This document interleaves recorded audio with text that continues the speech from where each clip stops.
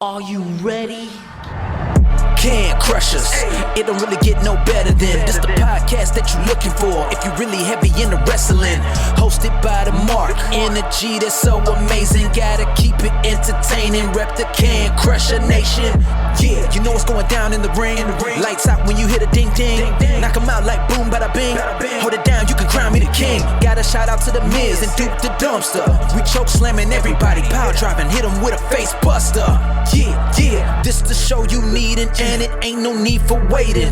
Mark, hold it down for the Can Crusher Nation. All about wrestling and keep it entertaining. Can Crushers Wrestling Podcast. Time to break 'em, let's go. Yeah, Can Crushers. Yeah, Can Crushers. Let's go. Hey everybody, this is Cherry. You're listening to Can Crushers Podcast. I hope you enjoy. Ladies and gentlemen, welcome back to another Can Crushers Wrestling Podcast, the Spotlight Edition. I am your host, Mark the Mark Martinez.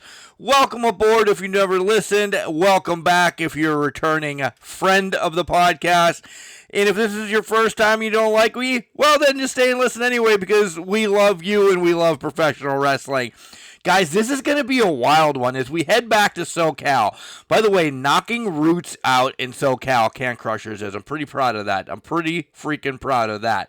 But we're heading back to SoCal, and this guy's a little bit big and bad. He's a little bit berserk. He's a little bit wild. In fact, he's the OCCW Wildcard Champion. Yeah, this is going to be a wild ride, I think. I don't know what to expect. I don't have the slightest clue. It is Rixster that's coming on the show. We're going to find out what makes him tick, why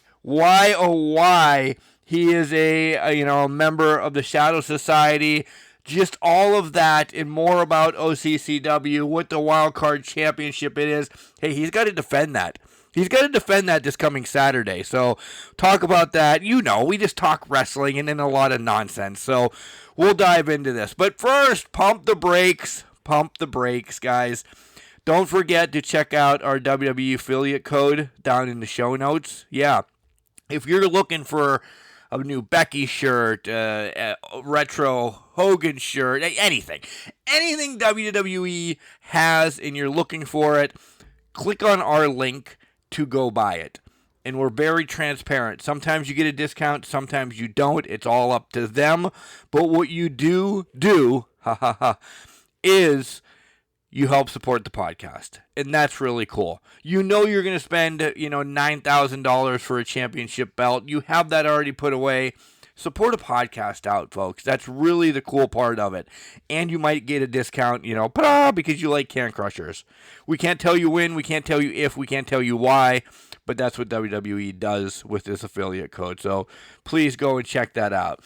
And then don't forget, you want to be, when you're wearing your WWE new belt that you bought, maybe a Macho Man belt, you want to be wearing Can Crushers merchandise. Head over to CrowdMade, type in Can Crushers, and then check out the tees, the tanks, the crews, the hoodies that you can buy over there with that logo. More to come soon. As I said a while back, more to come soon. It's in the hopper now, so we just needed to be approved, and you guys will be super excited. Enough of us, though. You're here to listen about Rixster, the new Bezerker, the OCCW Wildcard Champion. Rixster is coming right around the corner.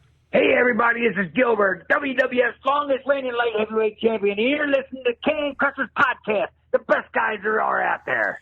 And welcome back, Can Crushers. You heard that this is going to be a wild podcast because this man that you know by now is already he's wild. He's one of SoCal's wildest. He's the new Age Bezerker. And when I think of the Berserker, I'm like, oh man, he was crazy as hell as John Nord and everything else.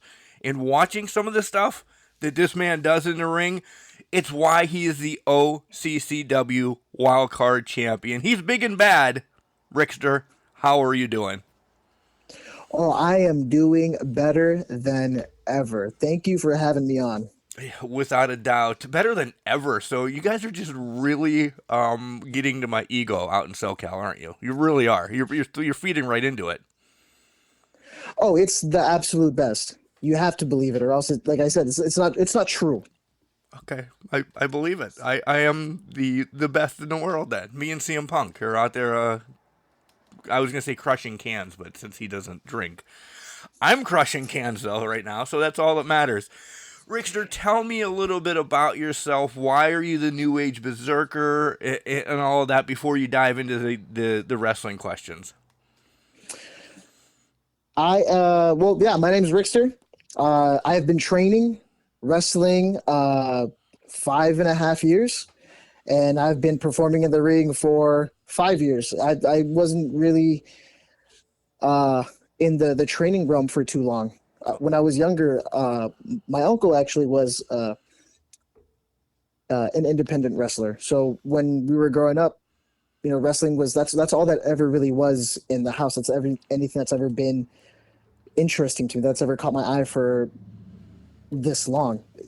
Okay. I've had interests, and I have a bad habit where if something is not captivating enough, and I just fall out of it, and I might come to it again a couple years later, I might not at all.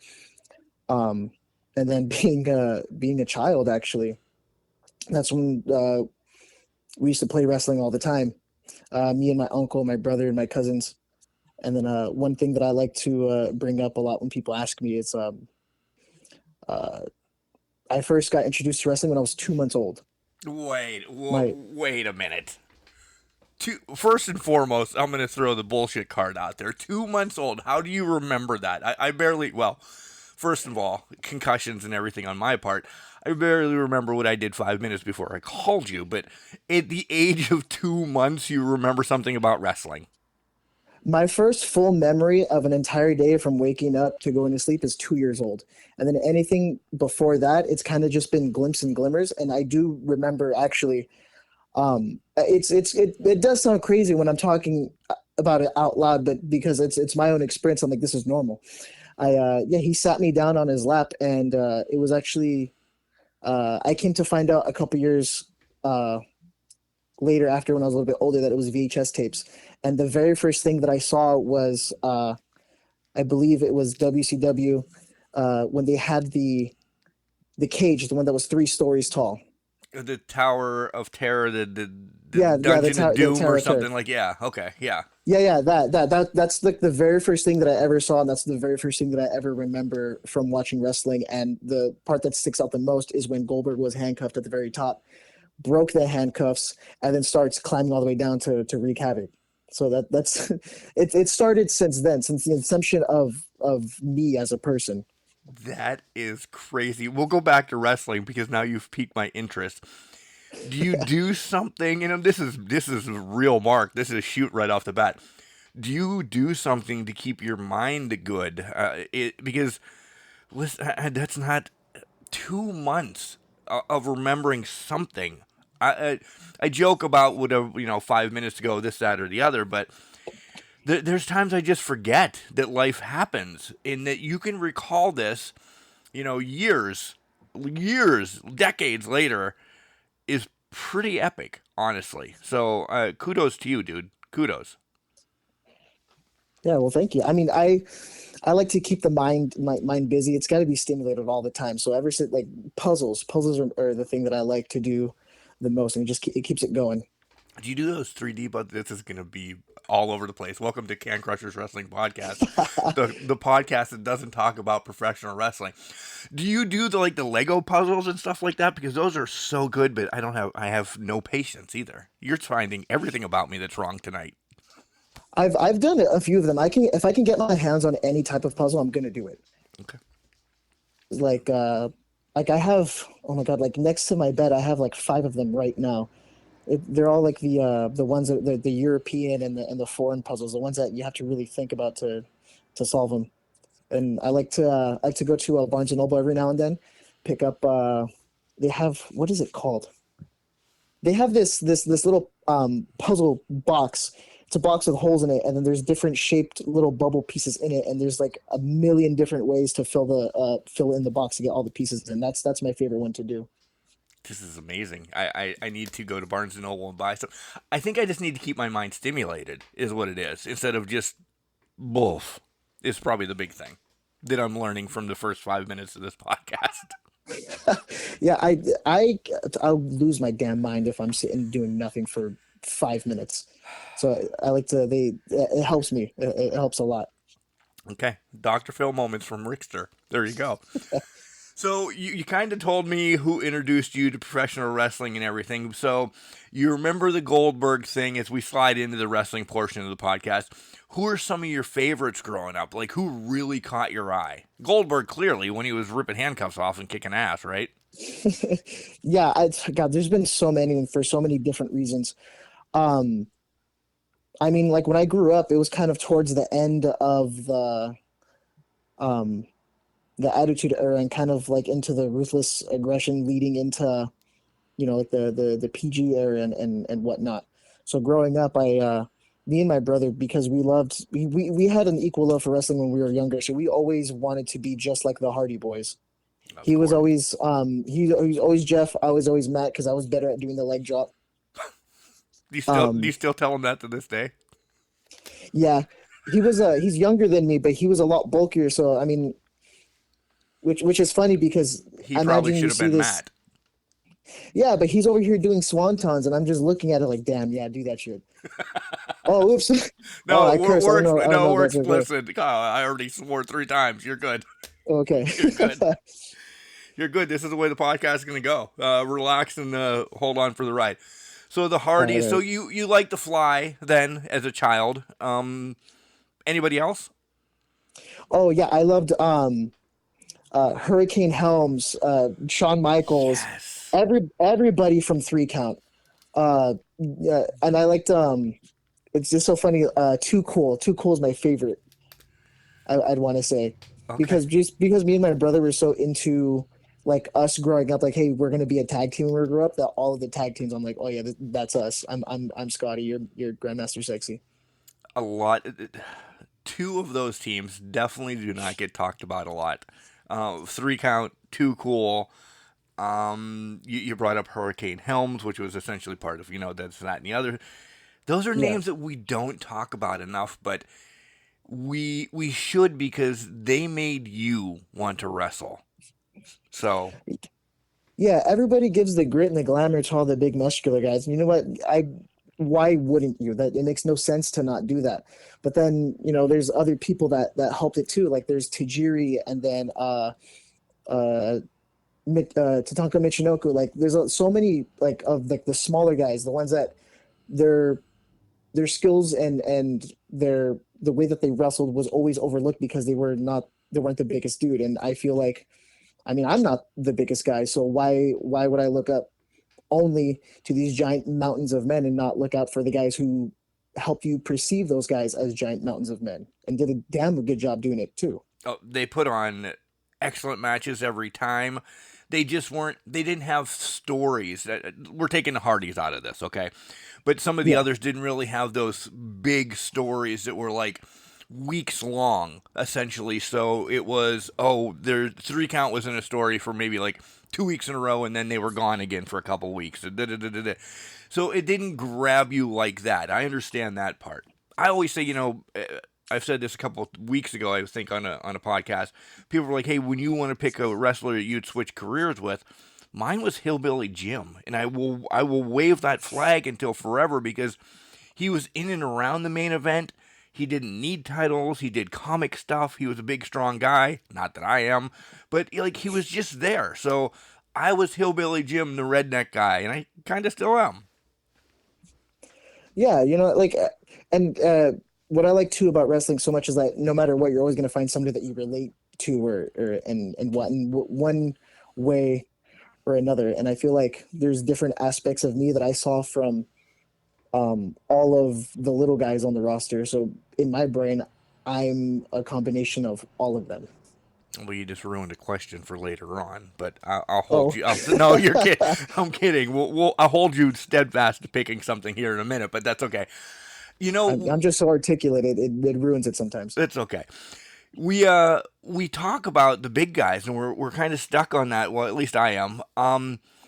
we would be missing the people like Adam Cole, the Shawn Michaels, even I'm going to throw Marty Jannetty in there. If we didn't have this, there's so much. Adam Cole's a huge player right now in professional wrestling, but if Adam Cole was in the era of Hogan or anything like that, Adam Cole wouldn't be Adam Cole. So it's good to see that we have a lot of parity now, that we have some bigs that are doing some things, but the little guys are really, I think, now getting their shine with, Ricochet, I still think is little. Ospreay's not huge, but he's mediocre, Yeah, he's in like the gray area where he's got big shoulders, and he's not as tall as the tallest guy. Right. He's just got world popularity. So yeah. All right, back to you. Growing up, we talked about doing some wrestling. Did you do backyard wrestling? Did you make your own belts out of cardboard and everything? I have a feeling you did. I mean, I feel like everybody who loved wrestling as a child wrestled in their backyard. Right. Like I do remember being like 9 and 10 years old and getting the neighborhood kids, and we would wrestle in my grandma's yard because she had a fence that was shaped exactly like a square and had all 4 corners, and the softest grass. Oh, and the softest grass. I love that you had to put that in there. Yeah. No, I'm not going to be doing it on dirt piles. No, that's for maniacs and insane people. I have some rationale. Okay. Did you ever get bloodied by the fence? No, and that never bloodied by a fence, but I do remember we got our asses kicked because we broke it. My brother had tackled me into one of the corner sides, and we broke the gate off. Grandma's coming out with a wooden spoon, right? Oh, I've never heard anybody scream louder in my entire life. See, this is why I do the podcast. These stories right here. These stories. And I can picture. I don't know your grandma. I could just picture her coming out just going nuts on you. Oh, no, my grandma's the sweetest person in the world, even to this day, but you set her off, and it's like a monster coming through. Yeah. What else did you do growing up? Did you play sports because I always say that every sport gets you to professional wrestling. At 2 months, you loved professional wrestling. So you had this path going, but you had to get through baseball, football, basketball, soccer. What else did you play? I did try out for baseball and volleyball when I was in high school, and track. Okay. You just tried out? You didn't make it? No, I'm sorry. You don't have to answer that. I told you. That asshole moment comes out. I'm going to answer that because these sons of bitches out here were out to get me, and I believe it to this day. Oh, dude, you should have seen me on the pictures, man. I threw a damn fast ball. But just because there was another guy who was a couple inches taller, they went with him. And I'm like, you know what? Makes sense. All right, fine, whatever. And the volleyball team, it was all the kids that were on ASB, and they were all a particular set group of people. And because I wasn't one of them, they didn't let me in. And also, during one time in PE in 10th grade, it was me and 2 girls beat the entire boys volleyball team the day before the trials, and they used that against me. Yeah, I love that anger's still there for you. I love it because I just felt it through the phone. My chest, my heart right now, it feels like it's about to explode because I'm remembering all of it, and I'm feeling it. Good. And this is the rage where professional wrestling comes from, right? You can't be a professional wrestler without some sort of rage. Yeah. I truly believe that. Without a doubt. It's a sickness. It's a good sickness. It's a disease, a good disease. We're all crazy that like professional wrestling or do anything with it. So, yeah, I get it. But, yeah, I mean, I've always been an athletic person, and it's always just been one attribute or just fucking somebody else that got in the way.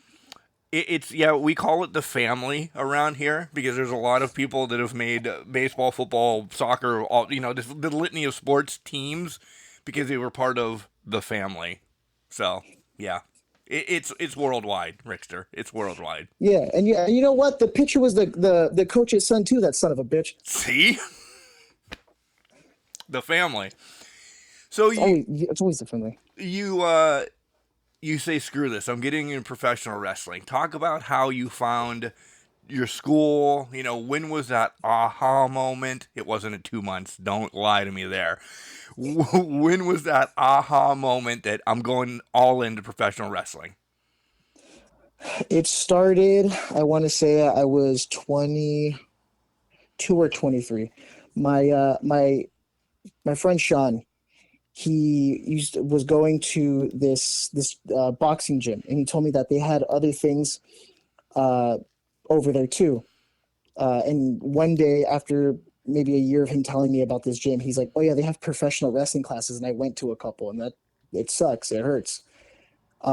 So I'm like, okay, well, what's the name of this place? And that's when he tells me it's the De La O Jiu-Jitsu Center. I'm like, Sean, you said jiu-jitsu, but you said pro wrestling. What do you mean you're doing springboards at a jiu-jitsu restaurant center? And he goes, no, look here. And he gives me the number. And I sat on the number, I want to say, for almost a year. Really? And then I sat on the number for almost a year. Wow. I had it saved in my phone under just wrestling. I had called once, maybe 6 months in, and somebody picked up the phone, and I got cold feet. I got nervous. I got scared. I just hung up the phone, and I hadn't called again after that. 6 more months pass, and then my uncle, the one who introduced me into to wrestling, who it's funny because he used to joke to me too that he was a professional wrestler, but sometimes he would just say things and it didn't sound true, and that was one of the things that I didn't really believe. It just sounded, a little too made up. But he was in hospice. It was his last and final day, and I remember I'm hugging him, and he knew that I had the number to the wrestling school.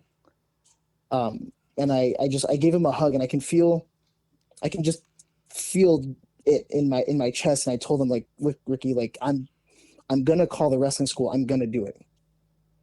There's no way that I can't do it tomorrow. I promise to you. He passes a couple hours later. And I'm just staring at him, and I'm looking at him, and in the back of my mind is, call the school, call the fucking school, do it. You made a promise, you can't break that promise, you have to do it. There's no way that you break this promise to him now. Two-ish, 3-ish weeks pass by. I'm staring at the phone. I know the number's in there. I'm thinking about it. I had it memorized already because I'd looked at it so much for over a year. Every single day, I looked at it for hours and hours a day. Finally picked up the phone, and I called the number. Hi, I'm interested in your wrestling school. And I believe it was Azrael, who is the current trainer now, who's like, oh yeah, come Monday, 8 p.m., this amount of money, show up. And I go the very next week. I remember that first day I had no idea what I had got myself into. There's this man who had to be at least over 200 pounds. He's on my shoulders, and I'm squatting him, and I can feel my hamstrings being ripped apart from both my hips and my knee. And I'm like, what the fuck am I doing? This hurts. This sucks. About 2 hours later, I'm the training practice. It's done, and I stand outside. I'm thinking to myself, holy shit, Ricky, we did it. I looked up at the sky, and I said, we are doing this all the way into the end. I promised you. 5 years later, I'm still doing it. That's unbelievable. That I to get into wrestling that way, I have the goosebumps of goosebumps over here because thank you for sharing that. It's emotional that it took in your uncle being on deathbed and all of that. I'm stunned that this is again, this is why I do this. It's an amazing story. Do you feel your uncle in the ring? You know he's with you. I have signs already that you know that he's with you all the time, right? Yeah, I have goosebumps all over my body just thinking about it right now. On his last hour or so, my sister, she had this crucifix medallion that she wore every day, and she put it in my uncle's hand. My uncle's a very religious man, and that day, just once I'm sitting in the waiting room of the hospice, and she goes, "Here, Matthew," and she hands it over, and then That person hands it over to me. Like, look, your sister told me to tell you that she wanted you to have this. And I look at it and I'm like, wait, was this in Ricky's hand? She, person nods to me like, yes. The sister said she wanted you to have it. So I wear that medallion around my neck every single day, and I've done it for the past 4 or 5 years. And before every match, before every practice, every training, doesn't matter anything that has to do with wrestling, I'm on my knees. I have the medallion in front of my face. I'm praying to God, and I'm praying to my uncle, please keep me safe. You already know there's something stupid that I'm gonna try, and I need you to keep me from doing it. I fucking love you. I fucking love you. I'm sorry. I'll say it right. That is unbelievable. I'm sorry if we got too emotional. That's unbelievable. Go ahead. And it's funny. Rixster is actually one of my uncle's nicknames that we used to call him all the time, and it's kind of a play on his wrestling name too. His wrestling name was Rick the Enforcer, and my dad used to always call my uncle Rix. So I'm like, okay, let's mash him up a little bit. Let's put the words together. And then when I was finally asked the question, okay, what do you want to be called? Rixster, immediately, like came to mind. So it's like every time that my name is being called, it's not only just me making my entrance, but it's also me, giving a tribute to my uncle. Wow. You don't get this shit anywhere else. This is where I'll pump myself back up. You don't get this anywhere else. You don't get these stories from WWE, AEW, or anything like that. This is why independent is so amazing, because you get to find out why. You don't get the glorified Randy Orton, And I shit on Randy Orton all the time. He's one day going to RKO me out of nowhere. But you understand what I'm saying? Like, this is why independent wrestling, you just get the stories. That's such a great story. Like, I want to take down all these pictures in the podcast room right now and put a picture of you up, because you've just hit my dad feels, and I'm over here tearing up and fucking crying because that's amazing. This is what family is about and everything. God damn you. Yeah, I talk about, in the promo all the time. Like I've in this last one that I did too, I've been through it all. I've done a lot. I've had a lot of, tragedy in my personal life, and there's tragedy within, the wrestling life, and I did so much to try to keep both entities separate. But the more that I think about it, it's not an extension of myself. It's not a separate entity. Or so much as an extension of myself, but it is me raw. Mm-hmm. It is who I am as a person, raw, with no filter, with no trying to categorize this section and categorize that section. Like all of it is real. And people will call bullshit all the time, all scripted, choreographed. Who gives a shit? Fuck them. Who gives a shit? Right. You have to practice to be good at something. And wrestling is one of the things that I'm very, very good at. And I was practicing under Azrael for 5 years, and I was practicing with my uncle my whole childhood growing up. And it's like, the more that I think about it, it's like I feel like because of him, I have become wrestling. Yeah. Yeah. Like much. I had no idea that it was in the blood. I thought it was just a made up fib. I thought it was just him being silly, because he used to tell me that he was a fucking FBI agent. He was set to just go back. Me 6 years old, like, oh shit, you're right. Oh, where are the guns? And then like to hear it, and then that it was true, and then to start to believe it, and then I feel it inside every second of every day. I can feel it and hear it in your voice 100%. It is not an extension of you. It is you. An extension is a part that's been built on, in my mind. This is you. This is your path in life. This is everything about you. So, yeah, like I always believe like it was a shed that I built in the backyard that's attached to the garage, but no, it's a room. It's a subsection in the garage. It's all one. Yeah. it's to stay with the heart. It's one of your canals, and the canal is not the proper term of the heart, but it's one of the arteries of your heart, essentially. Yeah, it really is. Basically. Yeah. All right, let's bring this. I love the story. Bring this back up. Bring this back up because I'm over here crying. So when you walk in the training, I know you've been beaten the shit by your uncle, prior to going to training, and we just heard you talk about, the 200-pound guy sitting and squishing you. Did you walk in with a little chip? Did you I got this, I know what I'm doing a little bit, that first day? Or were you like, I got this, I know what I'm doing, and I'm going to humble them, not me? At first, it just started to make sense. Yeah. At first, it started to make sense, like me doing the things, doing the rolls and being able to, stand it back on my feet. I'm like, oh, this looks familiar. This feels familiar as I'm doing the things. It wasn't until like a couple of months into training that my grandma actually confirmed him being a wrestler. And then I started kind of thinking back to all the times where it's like I'm throwing an enziguri or I'm doing this roll to pop up to give him a jaw kick. I'm like, oh, that's why it feels familiar, because I was doing this already. Mm-hmm.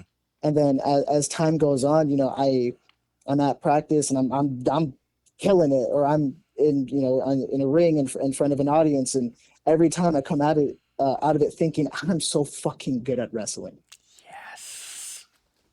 Yes. Oh, so first match. Let's talk about first match. Did you get the feels for Uncle? Did you get, what was it like? Do you ever go back and watch it? Do you, just tell me everything first match. Oh God, my first match. Yeah, it was 2 months into training, and I didn't even realize that, the spots that I was going over at training were the spots that I was going to use in that match. So when Azrael first told me, like, hey, like, this day that we're having the show, you're in it. I'm thinking to myself, what? I'm not ready for this. 2 months. It's only been two. I'm not. No, like I started July 1st, and then it's like September, and I'm already thrown in there. There was part of me that was like, you know what? I got this. I'm ready. I can do it. And then there was the whole other half that was shitting my pants. It was social dystopia. It was me versus Auntie Heidi, September 19th, I believe, 2020. Oh, COVID wrestling. Yes. Yeah, this was right when we started to get the everything opening back up. Like, yeah, it was right at the brink of it, and I do remember, like, I make the entrance. I'm wearing a shirt with skulls on it because that's the shirt that my uncle used to wear, a shirt similar to it back when he was wrestling. So already attributing that, and that was when I first had like the idea to like maybe let's pray, maybe let's ask for a little bit of safety. And good thing I did, because within 5 minutes I landed right on my head. First match, right? First match. Yeah. I was told by so many people, like, you're going to fuck up, but don't sell it. Second rope, I jump. I think I go for a Hurricane Rana, and then for some reason my head hits the ground, and I stand up and I'm screaming, and I'm like, oh, I fucked up, but they don't know. No, they know, but they're not responding to it. Okay, let's scream one more time. Let's get the cheers going, because I don't want them screaming, you fucked up. Right. Thank God they didn't. Was it adrenaline? Did you overshoot? What was it? I think it might have been adrenaline. Like, first match, yeah. I'm already as pumped as I could possibly be. I messed up and I had half a fruit punch Rockstar. Like, I was going at a million miles a second. Nice. I love it. Do you still have it? Do you watch it ever? Oh, I go back. I have a funny little ritual. So every time there's a show, I have a show date. Like the morning of, I go and rewatch the match. That's unbelievable. Actually, every wrestler should do that. What made you do that? It wasn't until maybe a year in of doing it that I kept thinking to myself, like, uh, I need to start watching my matches that are on YouTube so that way I can see what it is that I'm doing that looks stupid, looks cool, or like needs to be fixed or is okay and to keep doing. And then I started watching from like match one all the way up until that point, and I'm like, why am I not doing this always? So like it's a comparison of myself to myself to see like, am I getting shittier or not? And you're not. So don't think you Not are. not even a little bit. Not even a little bit. No. So this is a question I said that you possibly ruined, but you didn't, because I'm gonna hand you something. So you can't say your uncle on this. Okay, you have to pick 3 wrestlers that are out there right now, essentially, or that anybody but your uncle. Okay, I'm not shitting Okay, on your okay. uncle right now, but anybody but your uncle. Who is Rixster? Give us 3 wrestlers of people over here in Pennsylvania. Nothing against your uncle again. I'm going to keep saying that a million times. Shut up, Mark. Okay, I don't know Rick the Enforcer. So who is Rixster? Is he Dean Ambrose? Is he this? Is it? So tell us 3 wrestlers that have crossed the path. Who are you? And don't say myself multiplied time 100 because that's the wrestling PC answer. I mean, I take influences from a lot. Like I want to say like when it comes personality wise, intensity wise, I'm Shawn Michaels on crack. Yes. I'm Shawn Michaels on crack. The way that I like to sell, it's Dolph Ziggler when everybody had an opinion about him, and just like just the personal and the wrestling, like the trauma, just the rage from it. It's Stone Cold. I mean, he's coming down the ramp screaming and cursing at whoever. I'm standing behind the curtain screaming and cursing at whoever, and a lot of so much about the reasons why he did that. The broken neck, the losing the wife, the losing the niece. He had every reason to be pissed off, almost losing the job. And I've had my fair share of being a little bit messed up. In my personal life, I've had similar type things, and I feel like if he could tap into it and be himself, and also be in the ring and be the character, then I should be able to reach the same success doing the same thing. And Yep. then the Shawn Michaels on coke, like he was absolutely insane, and I feel like I have to to be in wrestling, you have to be a little bit insane. We've said that already, without a doubt. Yeah, you have. There's no way that you can do it without being pissed off and being insane. Yeah. And Dolph Ziggler is the way that he sells. If I've always appreciated it. So if I can be insane, if I can be pissed off, and I can work my ass off the same way, then that's how I'm gonna do it. Yeah. I kind of threw Dean Ambrose up there, John Moxley, whatever one you want to use, kind of is like my little hint that Stone Cold might have been coming. So, yeah, that was... Do you think Ambrose or Moxley, however you want to call him, is kind of pseudo Stone Cold? I think everybody wants to believe that he is. Yeah, but I don't know if That's he is. That's what I think. Yeah, I don't know if he is. All right. Yeah. Let's pause from wrestling a little bit, and besides puzzles, we want to know some nerd stuff about you. What do you like to do on a day off? No professional wrestling going on. What do you do to kind of like calm down? Because you are not a calm motherfucker. I already know this in my life. It's funny that you mentioned that, because I've heard somebody explaining to somebody else that I'm kind of mellow up until the music hits. Or you hit play or record because you're ready to go. Yeah. I mean, I'm a really creative kind of guy. At least I like to think so. I like to draw in different types of mediums. Painting, oil pastels, chalk pastels, pen and ink, colored pencils, those little fancy markers that you see the guys doing the architect's drawing on Instagram Reels or on Facebook. If you're Yep. a parent like myself. So I like to do those things. I love skateboarding, so that's another thing that I like to do on a windy day. Nice sunny, breezy day. I like doing that. I like feeling the wind in the hair. I was just gonna say why windy, because I'm a fat guy. The wind would knock over. So I was like, why do you want to go skateboarding in the wind? That sounds stupid. But now I get it. You like it going through your flowing locks of Yeah. hair. Okay. Yeah, and I like to skate fast, and I like pedaling until I'm keeping up with the cars on the street. Um, Do you have one of so those super long boards, or are you just a normal skateboard? And sorry, not a skater, so to speak, but I don't know the terminology. But yeah, I have a regular skateboard, I have a longboard, and I have a cruiser. what the hell is a The the, cruiser? the cruiser, it's the same size as a regular skateboard, but it's a little bit thicker around the nose. Which one's your favorite? I like using my regular skateboard because even though I like to skate fast, I'll pop an ollie in the middle of the street every now and then. We're gonna stick and stay in skateboarding right now because that's just where my mind is stuck. Do you do the pipes and the grinding on park benches? Do you get kicked out of parking lots and stuff like that? I used to when I was younger because I started skating when I was 6 years old. So it was the pipes and the stairs didn't come until maybe I was like 10 or 13. But I took one really bad uh, just crash. I think when I was about 15, it was down like a 15 step stair, and yeah, after that I was like, you know what, I think I'm just cruising and on the floor is okay.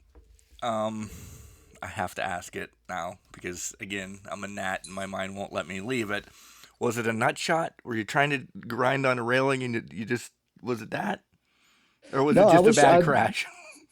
no, I thought I was fucking Superman. I tried to ollie down the 15s, and I because I'm watching it, and I saw people younger and smaller and bigger than myself doing it and landing. So, and I thought to myself, I can definitely do this. I got halfway down the staircase before I landed in it, and then tumbled down the stairs all the way down to the bottom. I'm staring at the sky, thinking, "Ow, never doing that again." Okay.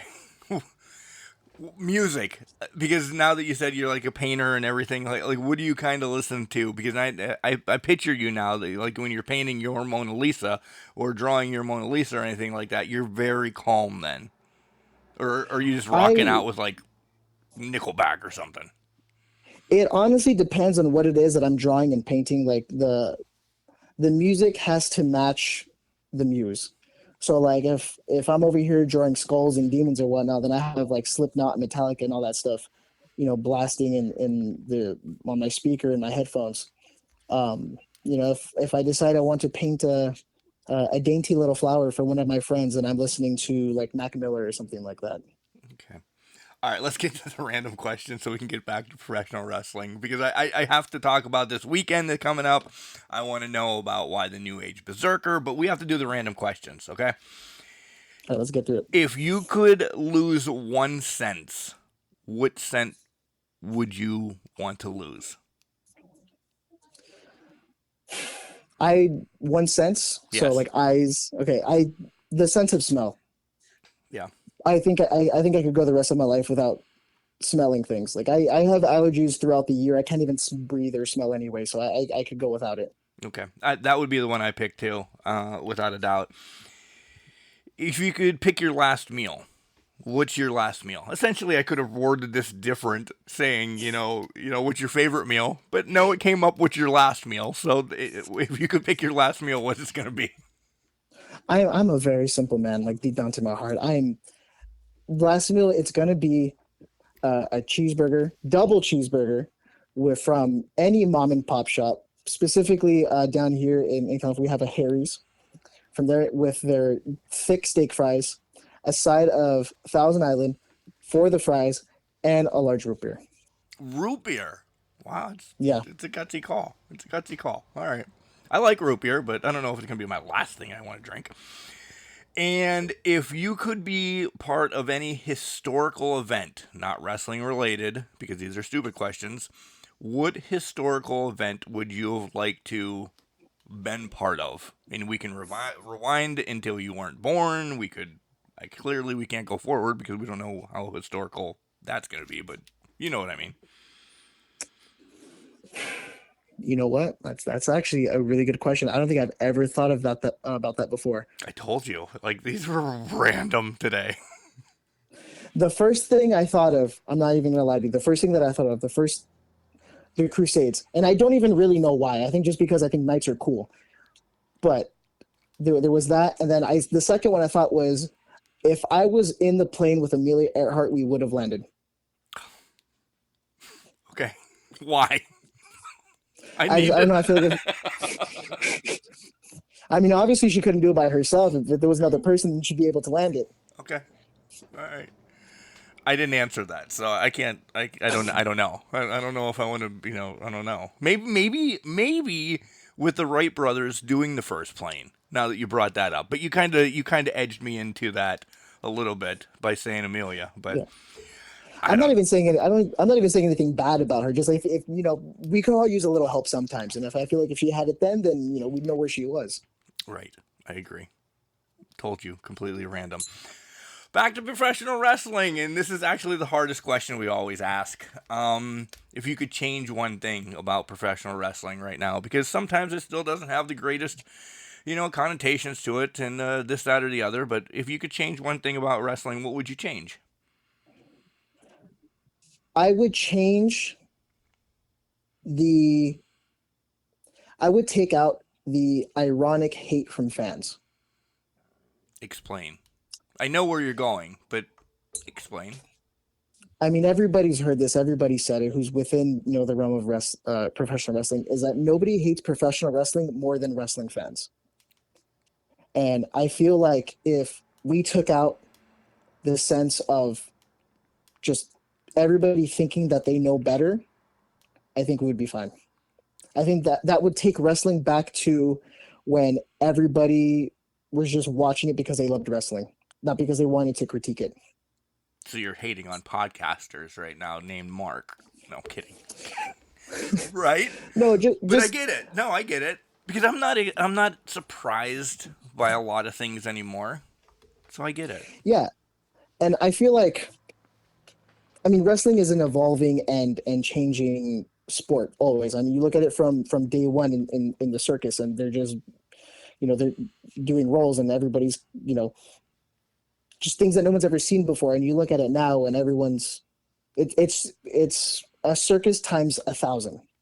And I feel like a lot of the reason why wrestling evolves the way it does is because of how and why people are watching it.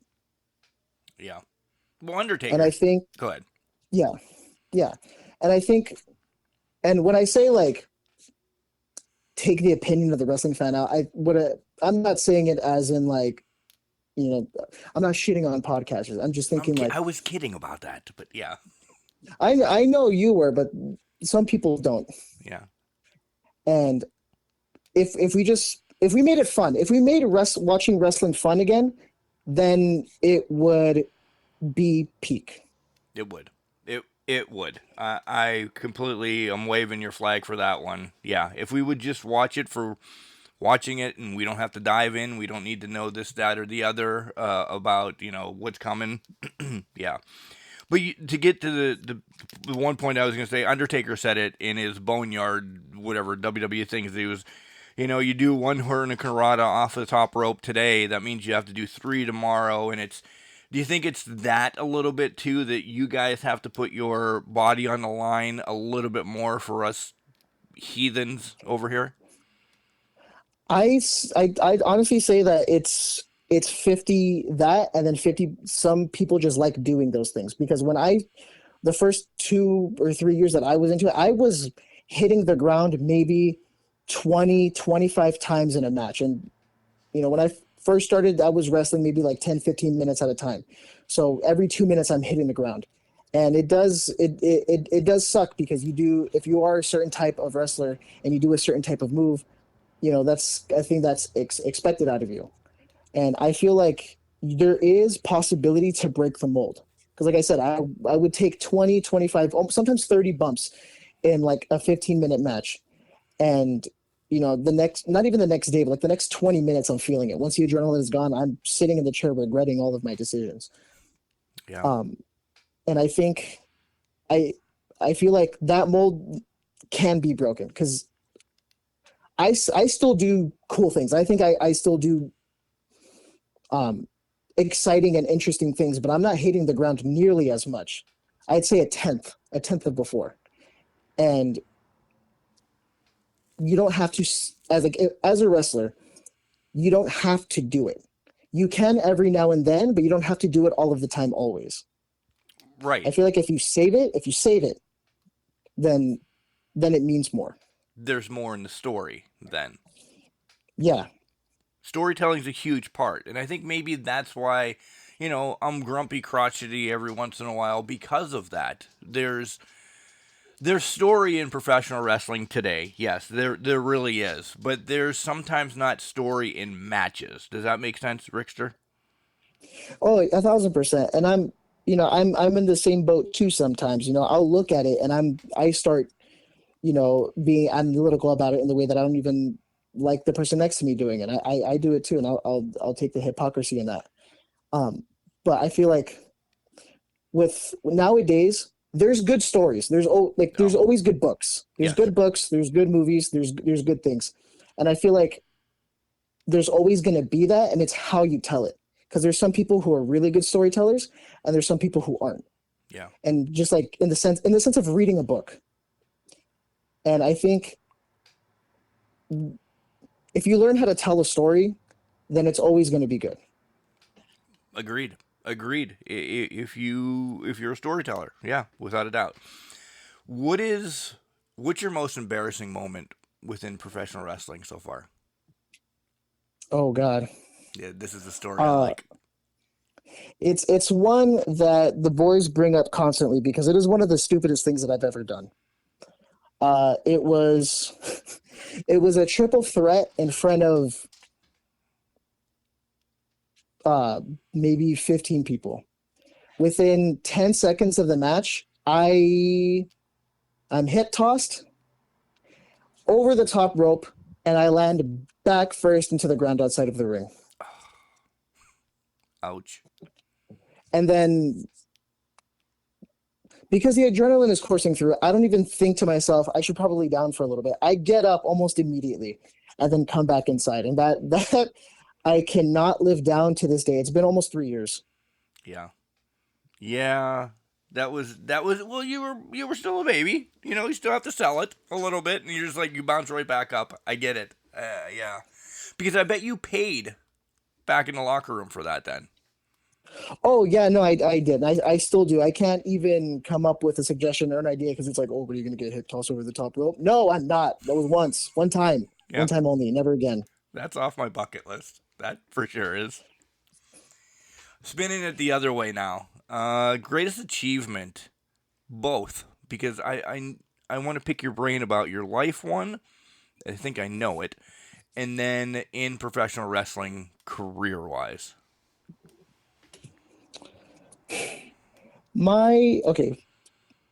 In life, my greatest achievement, I would say,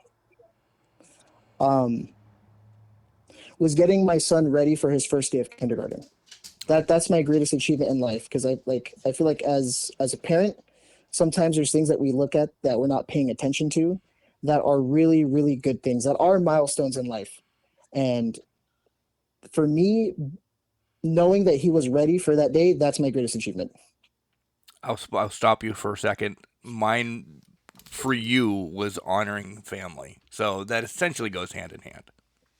Basically, all ends of the spectrum. And the funniest part too is that my son was born on my uncle's birthday. So it's full circle. Christ, full circle. You kidding me? And that means it nicely. Oh my God, you have the greatest story I've ever heard, and now your child has it as well. It's funny because we were at his gravesite and it was raining, and I'm thinking to myself, like, wow, Ricky, if I could give you a hug one more time. 2 seconds later, his mom calls, "Hey, I'm in labor." Oh my God, that's not what I meant. I screamed that out loud, nobody knowing that that's what I thought to myself, and I ran to the hospital. There they are again. You believe in signs and everything, right? You Oh, clearly absolutely. believe in signs. These are all signs. These are signs, ungodly signs, which are awesome. How Yeah, about your it wrestling? Go ahead. Go ahead. I'm sorry. again, goosebumps again, because it's still crazy to me, and I feel like when I'm telling it, it doesn't sound true, but it's my life experiences. Yeah. How about in the ring? It's not going to top that. I'm sorry. It's not going to top that. In the ring, okay, this one I feel like some people might understand it, and some people might not understand the full extent of it. But my greatest achievement was the first time I wrestled in front of strangers, and I got a Rixster chant. Yeah. That's my greatest achievement, because that's when I knew, like, okay, I'm doing this right. I bring this up every so often when this is talked about. Being in, the ring announcer or broadcaster or whatever, we're kind of first ones out. And the first time I ever announced, I was pissing my pants, Rixster. Just pissing my pants in the back. As soon as you go through that curtain, you still don't know what you're gonna do. Crap, I'm gonna fall going in the ring. And I know it was probably for the show starting, but there was a round of applause, and I'm like, God, I'm the first person that they saw, and they're clapping. So I took that upon it's for me to get the show started. It is the greatest feeling in the world. It's besides I have an 18-year-old son as well. The birth and all of that is really cool. But in the wrestling career type of thing, without a doubt, I'm like, they're clapping because this ring announcer came in the ring. This is awesome. So yeah. Yeah, it's the most encapsulating feeling ever, because, like you said, you don't know what's gonna happen. You don't know what you're gonna do, and you don't know what other people are gonna do. Yeah. Like I've had my fair share of, like, I'm behind the curtain. I'm like, okay, I don't know what to expect, and I never do. So, like, I share that with you. I share that with you. Just the feeling of, like, you can feel the sound on your skin sometimes, and I'm sure you did Yeah. then too, right? Yeah, I did. Yeah, you engulfed by the pop. Yeah. Is what I like to say. I'm stealing that, by the way. You I'm can have writing it down. I'm hold on. I'm gonna find a stone. I'm gonna chisel in it, and then I'm gonna put your name under. So it's literally written in. Hold on. This is unbelievable. All right. Okay. There you go. Deal. I love this. I love this. We'll have a picture of that up sometime. I definitely want to see a picture of that. All right. This is my favorite question. It really is. I want to know your dream match. Who, where, and what stipulation? Oh God. Okay. I think it in a perfect world. In a perfect world, Okay. it's a fatal four-way. It is me, Seth Rollins,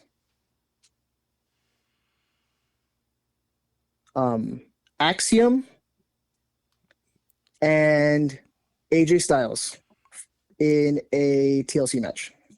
Damn.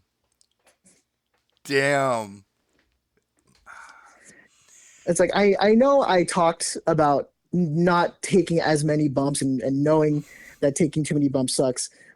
But in that type of match, like, there's no other way to do it. You're taking bumps in that match. You're taking bumps. Without a doubt. Yeah. I like it. Throw the money in the bank up there as well. Just throw that up there as well, so you can cash in later on and win. More suspense. More suspense. Right? Yeah.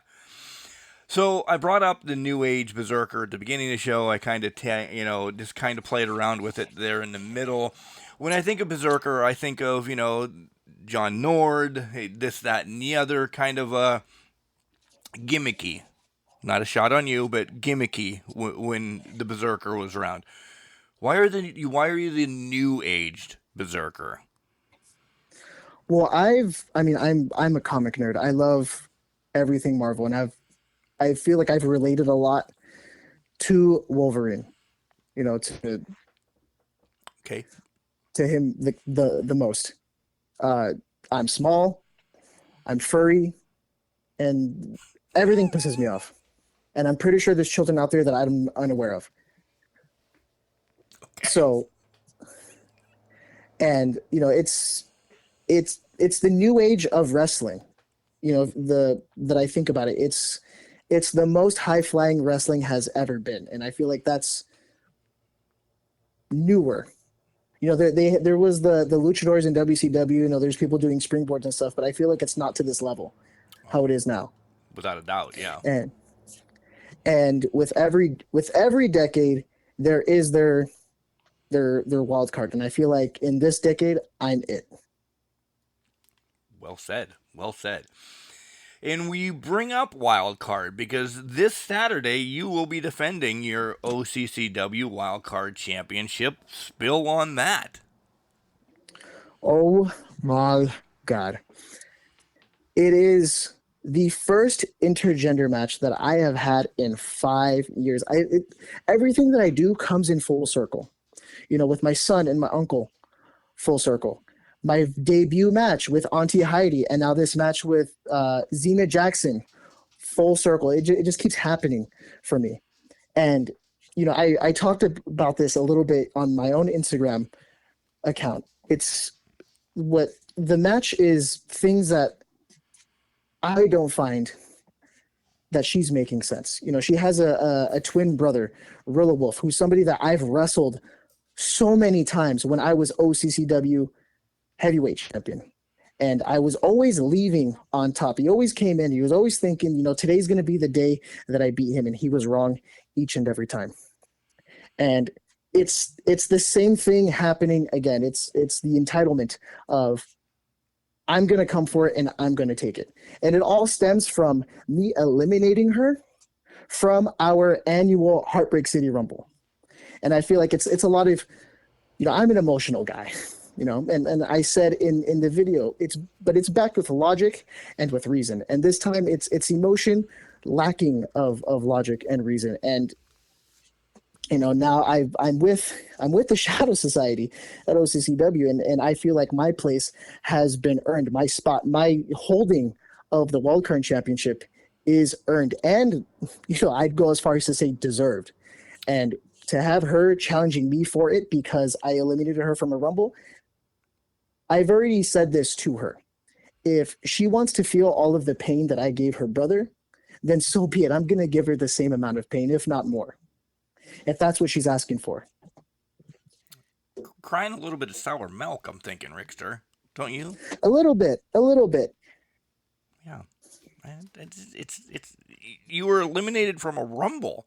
That's what happens when you're not to your caliber. Yeah, and the Rumble was to either challenge the current OCCW heavyweight champion, that is Eli Emerson, or the OCCW Wildcard Champion, which is me. Right. So you didn't even win it, and you're getting a title shot. Exactly. I think the promoter needs talked to too, because that doesn't make sense. I'm going to challenge you then, and I haven't won shit in my life. There's a little bit of unjustified rage that comes with it, but it's in the big pile of all the justified rage. And if the ring is the only place I can really let it out, and if I can do it then I'm going to do it. Without a doubt. Is there anything, I'm going to give you time to give your socials, where else you're going to be, merch, photographs, if you'd send them across states and everything, but is there anything that I missed that you want to bring up? And I do have one more question, but I want you to go first.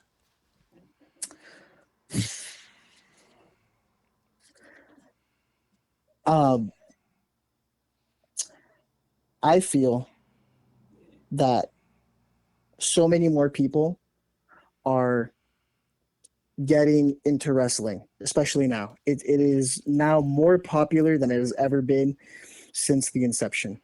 Mm-hmm. You have babies, kids, adolescents, teenagers, adults, seniors. Everybody loves it always, and they can't get it enough. And if they want to get really good content, then they can go follow Big Bad Rixster on Instagram. No spaces, no underscores, one word. And They can go watch Rixster matches on OCC Dojo Pro on YouTube. Yeah. It's wrestling is the best it's ever been. Whether it's WWE, whether it's AEW, whether it's at your local independent wrestling show, it is always going to be getting better, and it is always going to be there. If you're someone like me who gets cold feet and who sits on opportunity for a long time, I say don't. I say you're making a mistake. If there's other reasons behind it, okay, fine. Find reasons to get into it, not to stay away.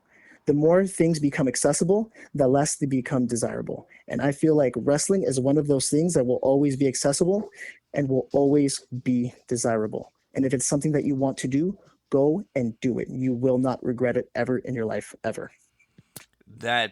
You could take the word wrestling out and put that in for anything that you desire to do. If you want to be a nurse, if you want to be a dentist, if you want to do anything, if that's your passion in life, without a doubt, Rixster, that's something that go for it. Don't ever just sit on a number for a year, because now you're getting two questions. This one's just a quick one. Do you regret that whole year now that you didn't make the call? I go and I think about that a lot. And I think, you know what, he could have seen me with his eyes wrestling. He could have seen me in there. He could have heard my name, which is his name, being called, and I would have felt the pride from him right then and there. Yeah. And then, there's always that aspect, like, would you always go back and change something? Like you asked. This is one of those things that I wouldn't go back and change, because I feel like things would have went different. And the way that it's coursing right now, I need it to be this way. Everything happens for a reason. Everything happens for a reason. My last question. And I think, go ahead. I think me taking the time, if I would have tried to do it then, I feel like it would have been one of those things that I would have fallen out of, just because I don't think I was ready then. I think I did the time that I started, I was ready. Yeah. Last question, then I'll let you go, because I've kept you long. Thank you, though. Thank you. Sitting back, I still can't say it 2 months. So sitting back as a young Rixster, essentially. And, you got the family there and everything. Let's have you floating above yourself. You right now floating above, your childhood. Can you look down and say, you made it, kid. You made it? Oh, I say it with my heart thumping in my chest and tears rolling down my eyes. Because you have. There's been things in my life where I thought, I wanted to do them. It took some time, and I was able to do them. And wrestling was, for a long time, one of those things that I never thought I was going to get the opportunity to do. I'd be watching wrestling with my uncle and my brother and my dad and my mom and my grandma, thinking, I want to do this one day. Will I be able to? Probably not.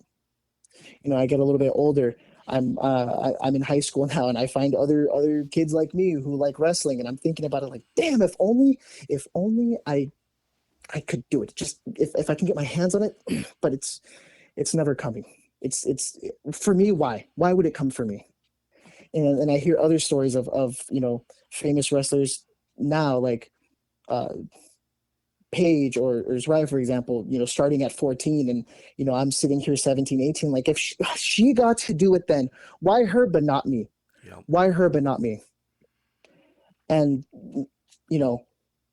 like 5 years down the line, I want to be able to open a door to find young me, to grab him by the face and tell them, yes, for you. You can and you will. Look at it. Going back through the door, shutting it, and then leaving younger me with not just hope, but with guarantee. Yeah. Because I went for so long. I went for so long thinking I'm never going to get it. This is the one thing that I've loved ever since I could remember. From 2 months old to now. I have to. I need to. And I do, I think back that one year of not doing it, and I do hate myself a little bit because I wasted a year. I do. I genuinely feel that way. And I go back and I think, no, I didn't waste it. I was preparing myself. I was preparing myself for the first step. And it was a leap. It wasn't a step. Because So I jumped off a skyscraper. You did. You did.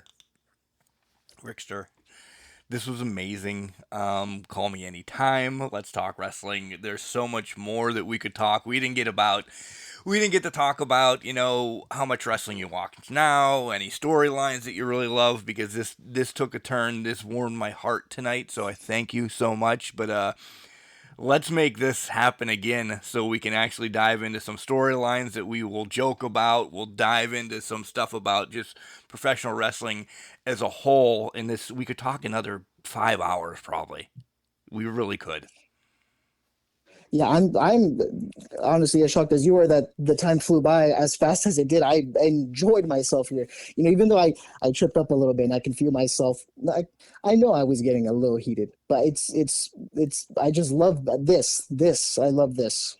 You can hear it in your voice, brother. I wish you nothing but the best. Keep kicking ass and that championship staying around your waist this Saturday. Oh, you best believe it's gonna. This is the hardcore icon, Just Incredible, and you're listening to Can Crushers Podcast. Now, that's not just the coolest, and that's not just the best Can Crushers Podcast. Well, that, my friends, is just incredible. So I toyed with, do I take care of some of the long pauses that we both had, or this, that, or the other? And I wanted this one to be so transparent, so from the heart, so what we are here on Can Crushers and Rixster, sharing those stories with us. So I didn't edit this, guys. I didn't edit at all. This is the true form of both of us out there, because this story, I'm recording the outro essentially a day later because I wanted to sleep on this and what it meant to hear that story about holding on to the phone number and his uncle passing, essentially, and, Rixster making this promise. It made me cry again. You guys heard me get teared up during the show. I thought about it last night. I journaled about it as well. This has just been a powerful story for me.